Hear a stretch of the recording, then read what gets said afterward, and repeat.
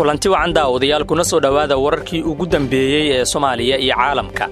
Wararka National TV xilligan waxa ugu waaweyn. Maleeshiyad hubaysan oo weeraray murashax xildhibaan oo loo xiray kursi oo doorashadiisa biri ka dhacayso magaalada Garowe ee xarunta Puntland. Doorashada Soomaaliya oo wajahaysa boob daran iyo mucaaradka oo daawanaya musuqmaasuqa socda. Warbixin ayaan idinkaga hayaa. Wararka caalamka waxa daawan doontaan kulankii golaha ammaanka ee qaramada midoobe ka yeeshay xiisadda Ukraine iyo Ruushka oo buuq ku soo dhamaaday. Qodobadaasi oo faahfaahsan ayaa daawan doontaan. waa talaado 1 Febraayo sanadka 2022. Fadlan daawade aan ka qayb qaadano dhismaha dalkeena anagoo ka fogaanayna wax walba oo dib inoo celin kara. waad ku mahadsantihiin inaad taasi nala fahantaane. Fadlan nala faafiya warkan idinkoo ku sheer gareynaya baraha bulshada. U diyaar garoowa faahfaahinta wararkaasi. sida hordhaca warkeena aad ku daawateen ugu yaraan 2 askari ayaa ku dhaawacmay kadib markii koox hubaysan ay magaalada Garowe ku rasaasayeen murashax xildhibaan oo u taagan aqalka hoose. 2 qof ee dhaawacmay ayaa ahaa ilaalada murashax xildhibaan Maxamed Faarax Nuur Maxamed Dheere kaasi oo ka badbaaday isku day lagu qaarijin lahaa. wararku waxay sheegayaan inuu murashaxu soo gaaray dhaawac fudud hase ahaatee warkaasi weli si dhab ah looma xaqiijin. weerarka ayaa la sheegay inuu salka ku hayo khilaaf ka taagan doorashada kursiga Hoob 192 oo la filayo in maalinta birita ah lagu doorto magaalada Garowe. murashaxa la weeraray oo maanta qaatay shahaadada murashaxnimada ayay wararku sheegayaan in loo xiray kursiga taasoo keentay in laga caroodo. Maxamed Dheere waa siyaasi horey muddo dheer uga tirsanaa baarlamaanka Puntland wuxuuna kursiga ka degay dabayaaqadii sanadkii 2018. muddooyinkii ugu dambeeyay waxaa magaalada Garowe ka taagnaa cabashada murashaxiinta kuraasta loo xiray. wixii ku soo kordha halkan ayaad kala socon doontaan. qaybaha hore ee wararkeena ayaa daawanaysaan. fadlan daawada subscribe saar YouTube-keena kadibna fura gambaleelka si wararka aan halkan soo dhigno uu ku soo gaaro. sidoo kale like saar muuqaalka. doorashada Soomaaliya ayaa wajahaysa boob daran iyadoo mucaaradka ay daawanayaan musuqmaasuqa socda. dadka siyaasadda u dhundoloola ayaa sheegay in waxa ka socda Soomaaliya aan lagu tilmaami karin doorasho balse la dhihi karo xulasho. haddaba warbixintan soo socota waxaan ku eegi doonaa boobka iyo musuqmaasuqa hareeyay doorashada Soomaaliya. waxaana soo jeedinaya Xasan Maxamed Xuseen. waxaa si yaraanaysa rajadii laga qabay in doorashadu ay noqoto tartan furan. waxaa weli taagan oo meeshaan ka bixin doodii ahayd in madaxweynayaasha dowlad goboleedyada ay si toos ugu lug leeyihiin doorashada golaha shacabka iyadoo madaxweynaha maamul goboleed waliba go'aan ka gaarayo xildhibaanka soo baxaya iyo kuwa tartanka laga ciribtirayo. walaacida arrinta laga qabo ayaa sii kordhaya iyadoo ay muuqatay in arrintu ku biyo shubatay in la dedejiyo doorashada. musharaxiinta madaxweynuhuna mid waliba u calabsado sidkiisa isagoo xeelad iyo xoolaba adeegsanaya. Barliin Maxamuud Biin oo ahayd musharax u taagan kursigii shalay ay ku guuleysatay wasiir Khadiija Maxamed Diiriye waxa ay sheegtay in madaxweynaha Hirshabelle Cali Guudlaawe Xuseen inuu ka hor istaagay inay tartanto.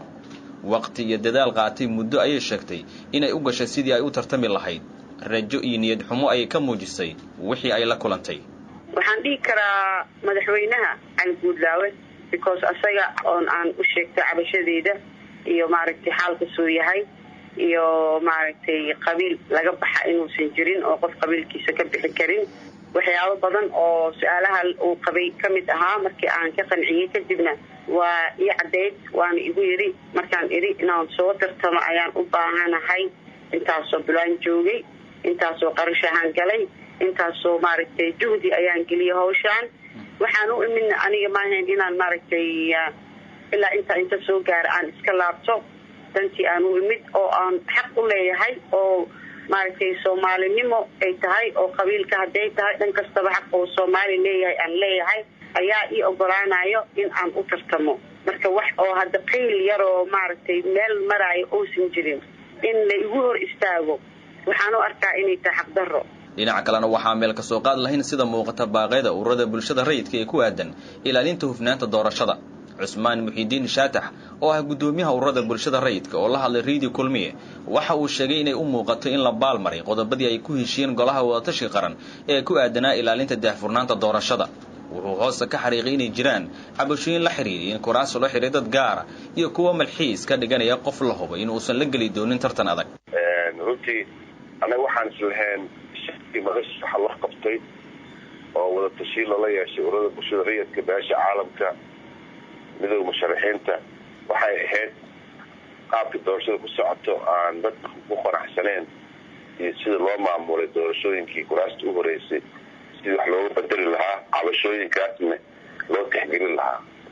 runtii talooyinka aan diibnay wadan waxay ku salaysnaayeen sidii wax loogu adoobi lahaa oo loo sixi lahaa hada nasiib dar waxaa muuqata inaan wax isbedel ah uusan dhicin wixii ka dambeeyey shirka meelo badan oo hadda doorashooyinka ay ka hirgaleenna aan daafurnaantii la sugaayo iyo nidaamka malxiiska ah laga waantoobo aanan weli laga waantoobin marka runtii waxaa noo muuqda inaan wax isbedel weyn uusan dhicin balse weli waxaan rajo ka qabnaa inay wax saxmaan maxaa yeelay dadku waa mas-uuliyiin hoosha wada mas-uuliyiin saaran haddaa maanta lagula xisaabtami kara beriyaa lagula xisaabtami doonaa marka inay ka fikiraan oo ay dib u fikiraan oo ay nidaamkii ay ku heshiiyeen midowda nidaamkii ku heshiiyeen madasha inay qaabka iyaga ay qoreen ay ku heshiiyeen inay maaragta tixgeliyaan aada u wanaagsanaan lahayd marka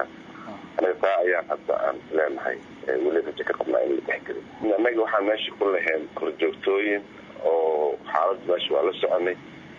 marka mar walbaba annaga waxaan korjoogteen ku sameynaynaa iyo dabagalba nidaamkii lagu heshiiyey sida loogu heshiiyey ma loo hirgeliyo mise looma hirgelin maxaa ka dhalan kara oo u baahan marka in wax laga qabto marka arrimahaas annaga aan xooga aan saarno geesta kalena siyaasiyiinta mucaaradka oo si aada kaga hadli jiray xaaladahan oo kale kuna baaqi jiray in doorashada tartan noqoto fursad isku midna wada helaan musharaxiinta tartamaysa ayaa maalmihii ugu dambeeyay waxaa la waayay tusida halka ay wax ka qaldan yihiin cabdiraxmaan hiraabe oo arrimaha gobolka ka faallooda si weyn ula socda arrimaha doorashada Soomaaliya ayaan hordhignay waxa keenay siyaasiyiinta mucaaradka ka aamusaan ka hadalka cabashooyinka sii kordhaya ee ka soo baxaya musharaxiinta qaar ee sheegaya in laga hor istaagay inay tartamaan mucaaradka horta hadalkooda waxa daawiyay in biyo qabow baa lagu shubay qola kastana waxaa loo sheegay in iyadoo loo shaqeynayo oo musharaxa iyo rabaan loo soo saarayo waxyaabaha laga hadlay waxa kamid ah mucaaradka guud ahaan mucaaradka waxaa looga bartay inay bixiyaan xaaladaha jira iyo waxyaabaha mugdiga ku jira waxyaabaha ay ugu gaabsadeen waxaan ku tilmaami karaa inay tahay inay kusoo ururtaba arrintii dan iyo kursi siyaasadeed mucaaradka markii musharax iyaga ka tirsan kursiga loo xiro waa u hambaleynayaan marka kooxda kale muxaafidka ana iyagu kursi xirtaana waa cambaaray jireen sida caadada ahayd haddase waxaad moodaa inay ka gaabsadeen oo qola kasta dadka wax loogu sheegay oo la yidhi kuraasta adigu aansid waa kuu soo saaraya arrintaasna runtii waxay caddaynaysaa in kala boob uu dalka ka jiro ee aysan jirin cid u danaynaysa cadaalad iyo hufnaan doorasho ku dhisan inay dalkan ka dhacdo waana nasiib darro runtii in ummadda Soomaaliyeed rajada qaranka iyo dowladnimadana hoos u dhigaysa 24 maalin ayaa ka harsan waqtiga loo asteeyay doorashada golaha shacabka lagu soo gabagabeeyo waxaa meesha ka sii baxaya kalsoonida lagu qabo sida ay ku socoto doorashada iyadoo cabsida ugu weyn ay tahay cawaaqib xumada shacabka Soomaaliyeed ay ka dhaxli karaan sida ay doorashada ku socoto haddii aan la helin dareen dib u eega haddii ay sidaan wax ku sii socdaan halka xaal ku dambeyn doono fadlan aragtidaada qaybta hoose ee commentiga noogu reeb sidoo kale si aad u hesho wararkii ugu dambeeyay ee Soomaaliya iyo caalamka ka mid noqo saaxiibada ku xiran National TV qaybihii dambe ee wararkeena ayaan soo gaarnay wararka caalamka haddaan eegno muran ayaa hareeyay kulankii golaha ammaanka ee qaramada midoobay kadib markii ay ismaandhaafeen danjirayaasha Mareykanka iyo Ruushka u jooga golaha ammaanka danjiraha Mareykanka u fadhiisa qaramada midoobay Linda Thomas Greenfield oo ka hadashay shirkii gaarka ahaa ee golaha ammaanku ka yeeshay xiisada Ukraine iyo Ruushka ayaa sheegtay in Ruushku uu duulaan ku yahay dalka ay diriska yihiin ee Ukraine danjire Linda ayaa sheegtay inay hayaan cadeymo muujinaya in Ruushku ciidamo badan geeyay xadka taasoo ka dhigan in Ruushku xili walba weerari karo Ukraine dhinaca kale danjiraha Ruushka ee qaramada midoobay Vasily Nebenzia ayaa asna ku eedeeyay Mareykanka iyo xulafadiisa inay abuurayaan xaalad aan gobolka ka jirin wixii dhacay ay mas'uuliyadda qaadanayaan dawladaha reer galbeedka warkii aad ka daawanayseen barteena YouTube-ka ee National TV daawadayaal waa naga inta ku kulmayno wararkeena soo socda nabadgelyo